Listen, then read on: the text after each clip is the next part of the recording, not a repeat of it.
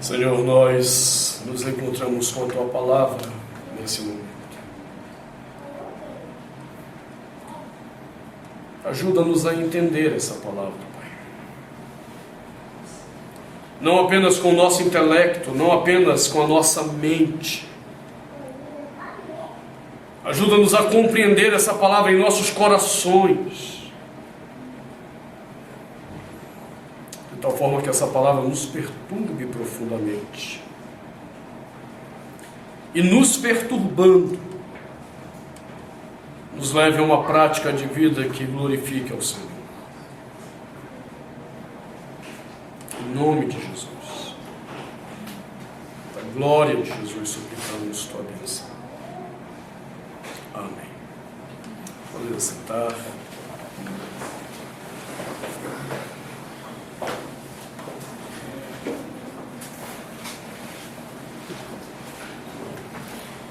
Há um episódio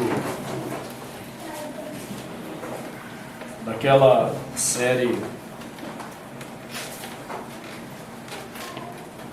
do Chaves, e eu acho muito interessante o episódio.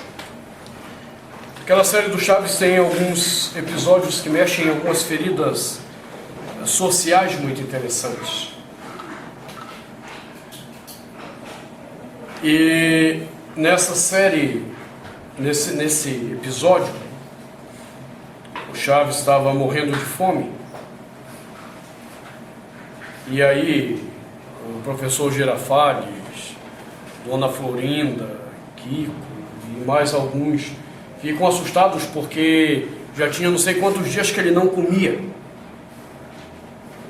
E eles estavam conversando isso enquanto tomavam um café, e o Chaves na sala. E dar de tomar café e começar a discutir as desigualdades sociais do mundo. Como que podia uma criança daquela, já há tantos dias, não ter o que comer? E enquanto eles iam discutindo, ia mandando biscoito para dentro, e mandando café para dentro, e biscoito para dentro, e o Chaves olhando lá. E eles discutindo os problemas sociais do mundo e do absurdo daquela situação. E o episódio termina com eles acabando o biscoito todinho e o Chaves não comendo nada. Ainda que isso seja colocado de uma forma engraçada para nós no episódio, na verdade é uma crítica muito bem feita e muito bem construída daquilo que é a atitude de muitas pessoas. Nós nos contentamos em falar mal da realidade. Nós nos contentamos em falar em desigualdades sociais da sociedade. Mas parece que está faltando alguma coisa a mais, né? Não adianta falar mal da realidade. Nós precisamos fazer alguma coisa para transformar essa realidade. E como nós vimos semana passada, Tiago toca numa questão extremamente problemática, que é a questão da fé.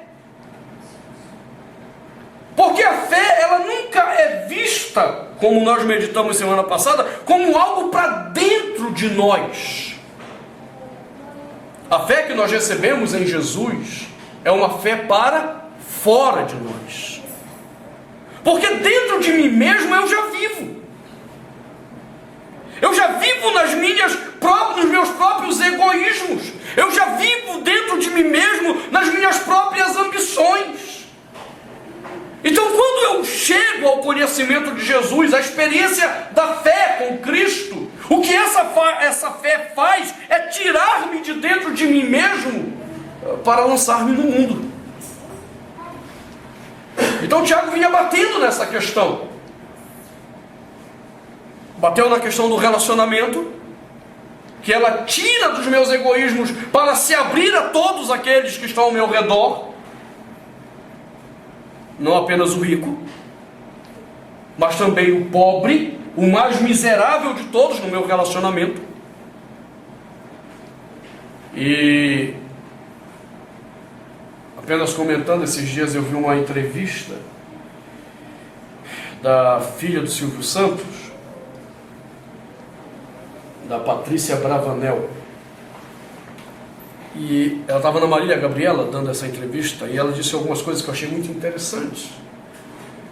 Ela falou em vários momentos do mundo que ela vive, que é um mundo totalmente do mundo aí fora, como ela disse. E ela disse que em virtude de tudo que ocorre, ela tem esse mundo, é um mundo que não é a realidade das pessoas. E eu imagino. Mas o que foi impressionante para mim foi quando ela falou que na época que ela frequentava a igreja evangélica, foi um momento que ela teve contato com a realidade. Foi quando ela pôde ver gente que de fato tinha que batalhar pela vida, sofrer com a vida, gente pobre que não desistia de viver. Veja como a fé, quando ela é bem entendida, ela provoca o que tem que provocar. O contato com a realidade de todos, não é apenas com o mundinho dela de ricos e milionários, mas é o contato com todos. Agora perceba de novo que é uma fé mal entendida. A igreja que ela congregava era a igreja que tinha isso como uma bênção. A riqueza como uma bênção. Ou então de repente era uma pessoa abençoada, não precisa mais congregar. Então ela volta para o mundo dela, onde tem um monte de gente abençoada com as suas riquezas.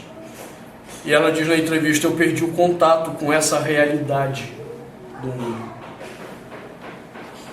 Tiago diz: não, isso está errado. Se a minha fé realmente é uma fé genuína, me lança com o outro.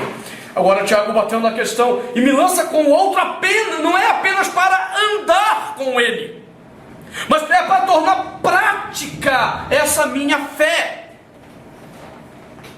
Então, depois de entendermos isso, observe como Tiago trabalha isso. Ele diz: meus irmãos, qual é o proveito se alguém disser que tem fé, mas não tiver obras? Pode acaso semelhante fé salvá-lo?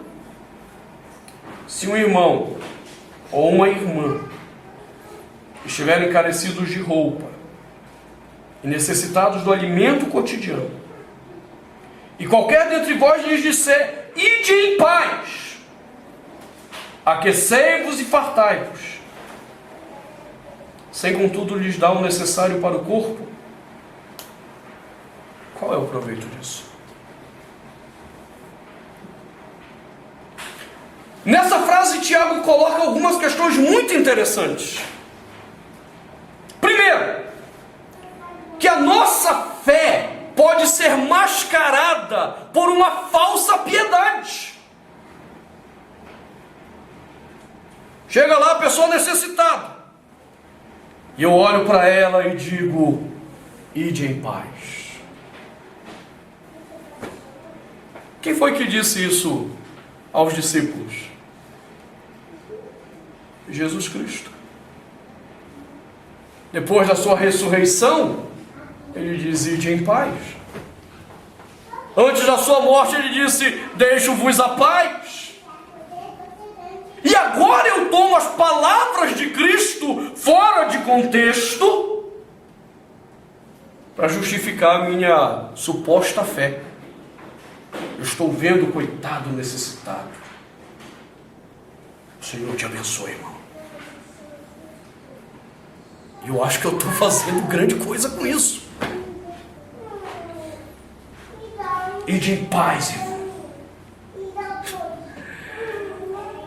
O que mais nós vemos são pessoas hipócritas na sua fé, porque estão simplesmente mascarando a sua falta de fé. Se a fé é uma ação pela vida do outro, para atender ao outro, eu estou mascarando essa falta de fé com a falsa piedade. Falsa piedade.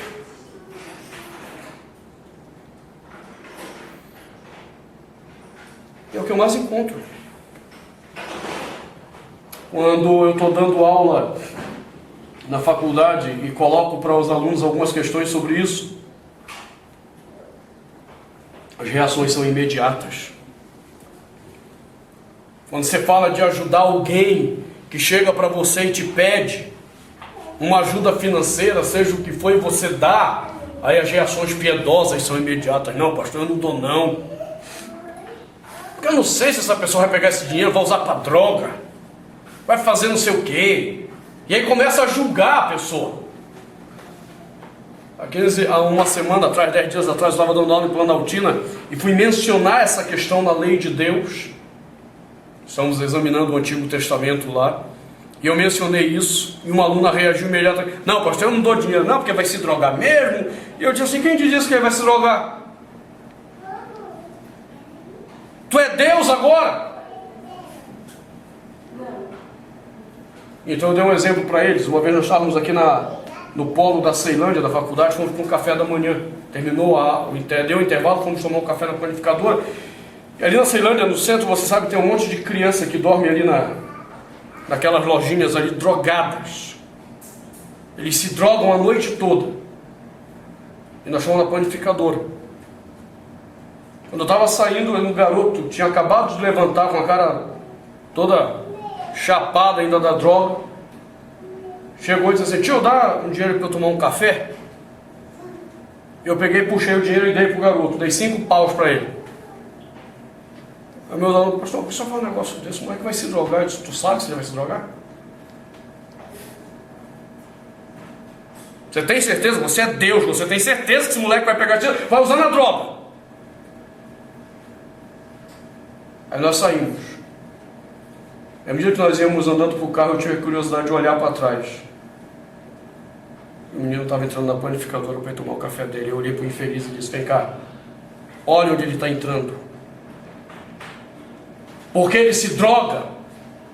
Não é verdade que todo o dinheiro que cai na mão dele, ele vai se drogar. E agora, você vai me dizer o quê? Vocês sabem que eu sou bruto mesmo.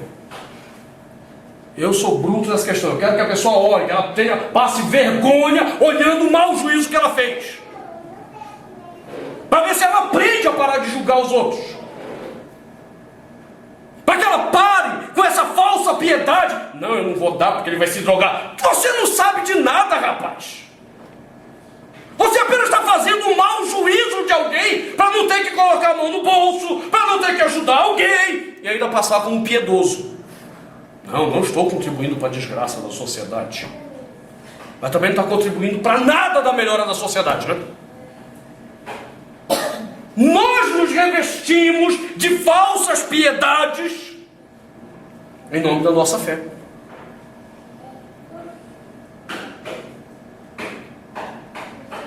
Tiago diz, não, se você continuar com essa falsa piedade, isso não é fé. O que é que Cristo nos ensinou? Dá. Isso eu acho fantástico. Dá a quem te pede. Acabou. Chegaram lá 10 leprosos. Senhor, nos cura.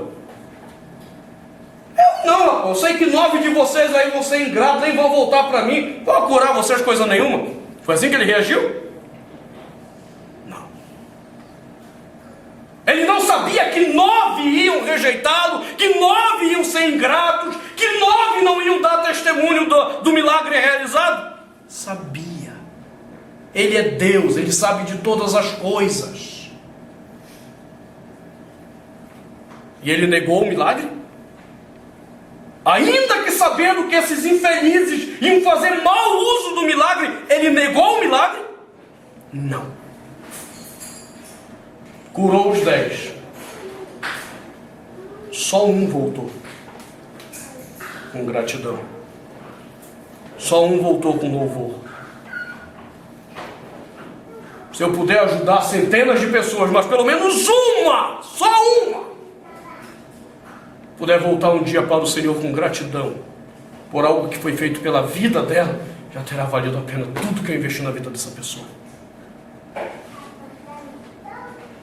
Nós dizemos, lá no céu há uma festa quando um pecador se arrepende. A gente fala isso de forma tão piedosa, né? Mas a gente não quer fazer nenhum investimento para um pecador se arrepender. A gente quer ver a devolutiva do nosso investimento no número de conversões. Não, se eu investir tanto, tem que ter uns 20, 30 convertidos. Se tiver um, não, foi um fracasso. Você entende como a nossa cabeça é medíocre na nossa fé? Como nós somos tolos na nossa fé? Tiago diz, não, se alguém chega para você com necessidade, para com esse negócio de querer abençoar, orar pela pessoa, dar paz do Senhor para ela. Para com isso. Porque essa fé não tem proveito nenhum. Essa fé não produz a glória de Cristo de forma nenhuma. Ele diz, qual é o proveito? A pessoa está lá, necessitada de roupa, necessitada de comida, e você vem com paz do Senhor, ide em paz. Então nós mascaramos com piedade a nossa falta de fé. Porque se a fé que ele está nos ensinando é essa ação que revela Deus para o outro na sua necessidade, não atender ao outro na sua necessidade é falta de fé. Falta de fé.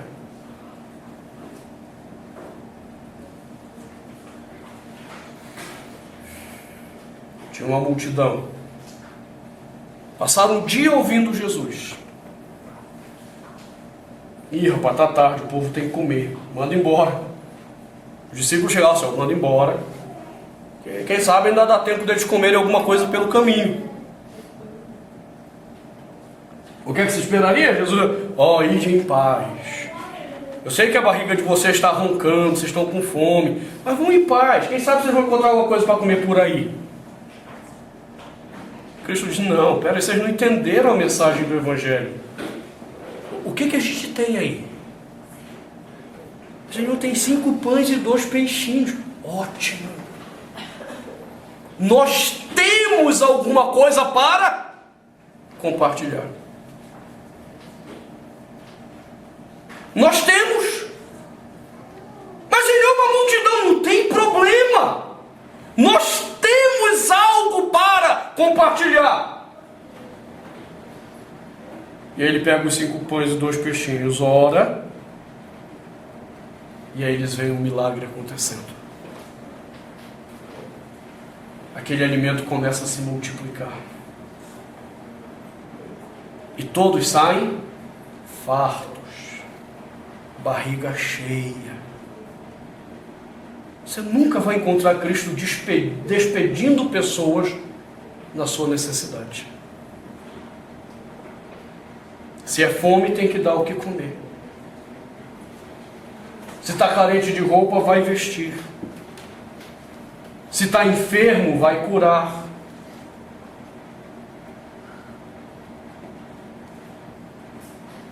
Isso.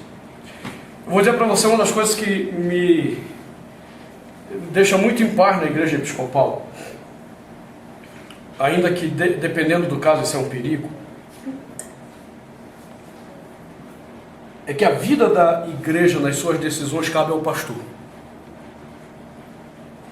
Isso é uma bênção, porque eu posso praticar um monte de coisa que eu acredito no reino e ninguém pode dizer não para a minha decisão. Isso é uma bênção. Em sistemas que tem muitos mandatários, o negócio não funciona. Conversava com o Alex, que foi pastor durante anos da Igreja Batista, ele dizia, rapaz, esse sistema congregacional nosso é complicado. A gente leva 5 anos para conseguir pintar a igreja, porque tudo tem que ser decidido em assembleia, e a assembleia sempre acaba brigando, não, ou por causa da cor, ou por causa da tinta. Eles levam 5 anos. E a nossa igreja, exatamente por essa liberdade da decisão pastoral, é uma igreja que tem podido abençoar muitas pessoas. Muitas pessoas. Pessoas enfermas, que chegam com suas medicações caras. Eu não tenho que consultar ninguém, eu só tenho que ligar para Deus. Comprei, tem dinheiro no caixa? Tem, então estamos pagando. Benção. Assim, Tadeu? Só liga, tem dinheiro, Tadeu? Tem, então pronto, estamos comprando. Uma última vez, só de remédio foi 400 pau para alguém que a gente pagou. Aleluia. Às vezes nós somos burocráticos demais com essas nossos zelos. Não, a necessidade do outro não é lugar de burocracia. Se nós temos o que compartilhar, vamos compartilhar. Se nós temos o que dar, vamos dar. É assim que funciona. E isso é fé. Não posso olhar para essa pessoa que vem aqui, ó, eu vou orar por você, o Senhor vai te abençoar, receba. Não.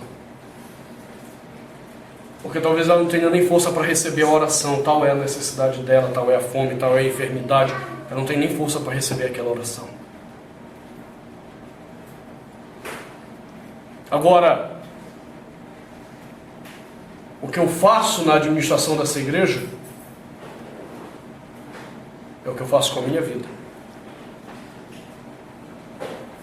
Você sabe quanto que eu ligo para o Deus para dizer se tem dinheiro ou não? Quando eu não posso pagar. Quando eu olho para a minha conta e digo, esse aí não dá para eu cobrir não. Mas vamos lá, nós vamos resolver. Você sabe por quê? Porque às vezes é fácil a gente transferir para a igreja a responsabilidade. Você está lá com o dinheiro. Não, eu dá para a igreja, sabe?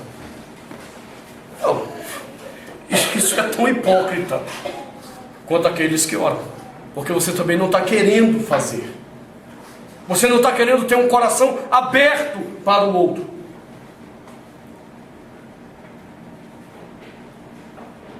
Tiago disse, ele chegou, não vem com esse papo de que o Senhor te abençoe, vai em paz, não tem proveito nisso.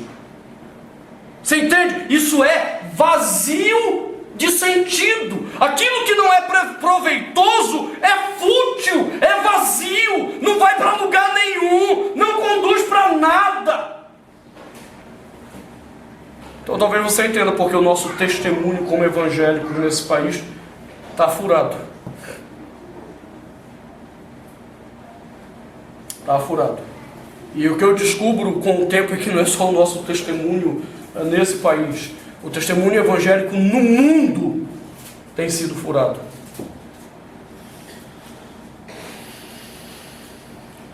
Até um tempo atrás, as agências missionárias mandavam missionários para a África, para a Ásia, para cuidar de crianças abandonadas, crianças carentes da guerra civil e uma série de coisas. E a gente dizia, aleluia, pelo menos em algum lugar o nosso testemunho presta.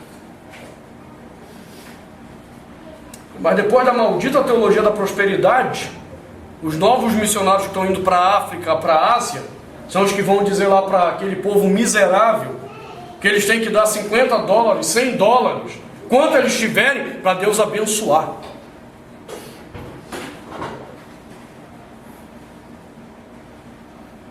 Eu te pergunto, qual é o proveito disso? Isso muda em que a minha realidade? Bom, então quando eu olho para aquilo que Deus fez na reforma protestante, através dos reformadores, eu entendo, opa, tem algo aí interessante. Esses homens que fizeram a reforma não eram homens que tinham uma fé intelectualizada apenas. Eram homens que na prática mudaram a história da sua sociedade. Por meio do quê? Por meio de uma revolução social. Lutero mudou a cara da Alemanha socialmente. Calvino mudou a cara de Genebra e a Suíça como um todo na sua época, socialmente. Quando vieram os grandes avivamentos, avivamento da Inglaterra, século XVIII, havia os dois grandes avivamentos norte-americanos, século XVIII e XIX. O que foi que mudou? Não foram apenas pessoas se convertendo. Foi uma sociedade sendo transformada. Como que começou a luta pela libertação de escravos?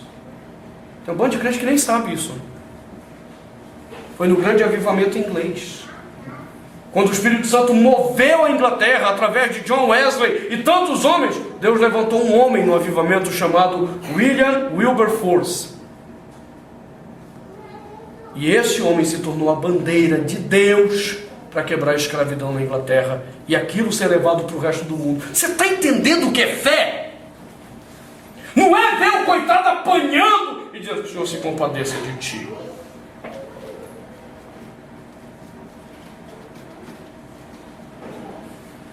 Os dois últimos grandes avivamentos que nós vimos, um ainda está em andamento, tem 40 anos, que a nação Zulu na África, 40 anos, está debaixo de um grande avivamento. Talvez seja um dos maiores avivamentos que a história tem notícia até hoje. Povo miserável, cheio de crendices, de macumba, de urucubaca, de um monte de coisa do capeta lá. 40 anos depois, um povo culto, liberto das práticas pecaminosas, um povo que não passa fome, porque eles aprenderam que a fé é uma fé que se vive com os outros. E a nação Zulu é um modelo na África, pelo que Deus está fazendo. Se quiser conhecer essa história, joga lá no Google, o avivamento na África do Sul. E você vai ver o que está acontecendo até hoje.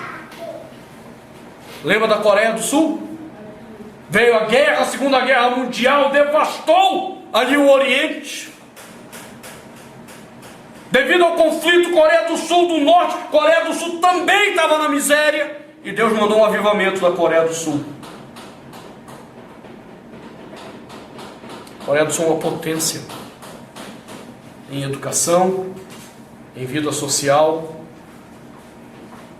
Você não ouve falar de miséria na Coreia do Sul. Por quê? Porque o Espírito de Deus passou naquele país.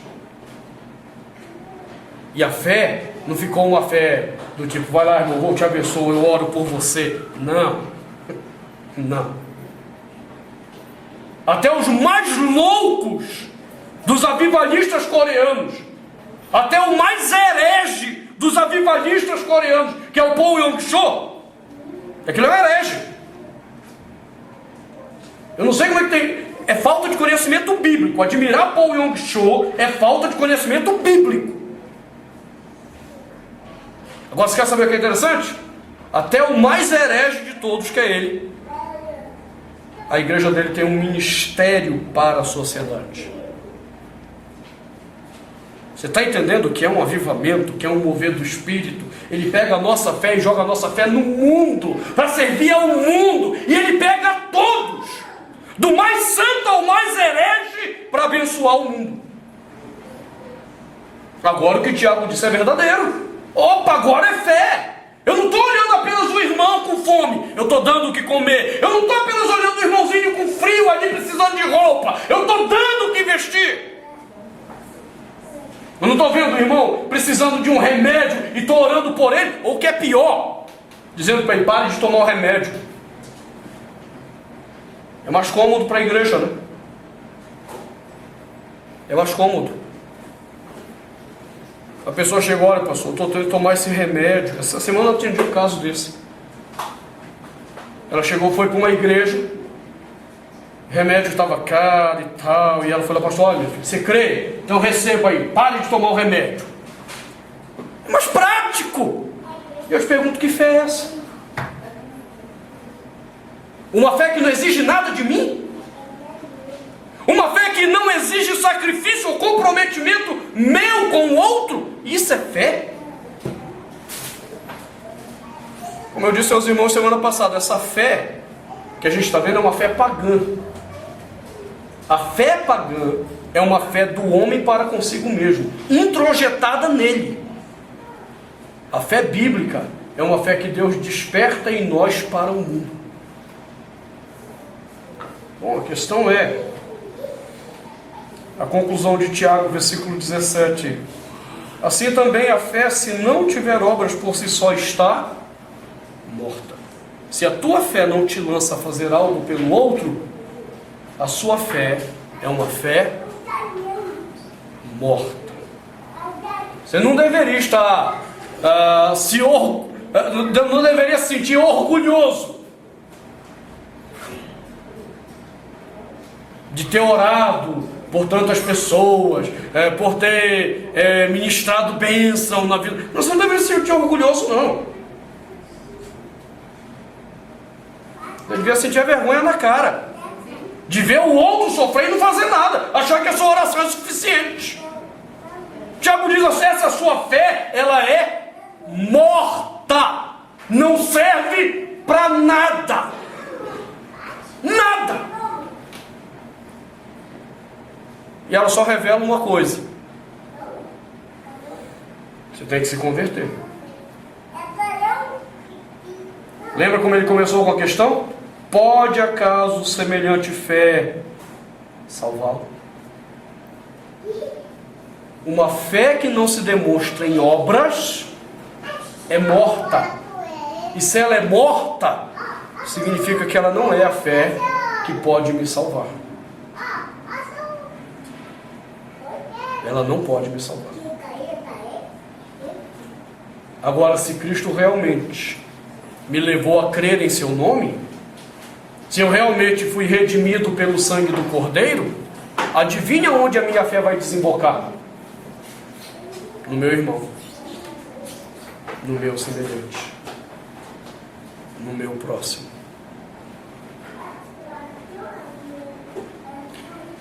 A partir do versículo 18, Tiago coloca uma outra questão interessante. Ele vai continuar batendo na questão de uma fé superficial. Ele diz: mas alguém dirá, tu tens fé e eu tenho obras. Mostra-me essa tua fé sem as obras, e eu com as obras te mostrarei minha fé. Com isso ele vai tratar de uma outra questão. Essa fé que nós dizemos ter sem obras é um mau testemunho para o mundo.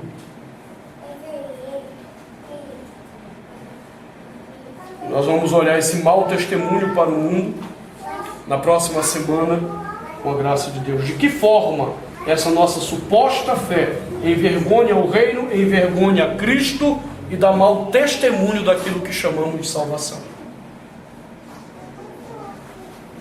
Vamos orar ao Senhor? Senhor, nos livra, em nome de Jesus, das nossas pseudo-piedades,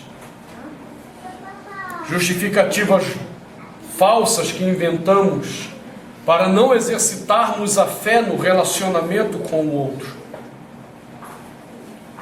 desculpas evasivas que damos para justificar a nossa omissão, o nosso pecado de não participação na vida de alguém.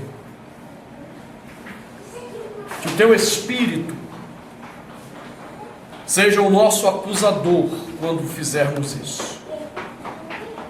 Que o Teu Espírito seja aquele a nos perturbar, em nome de Jesus, quando agirmos de forma hipócrita, falsa, no nosso relacionamento com alguém. Concede-nos essa graça, Senhor. Em nome de Jesus. Amém.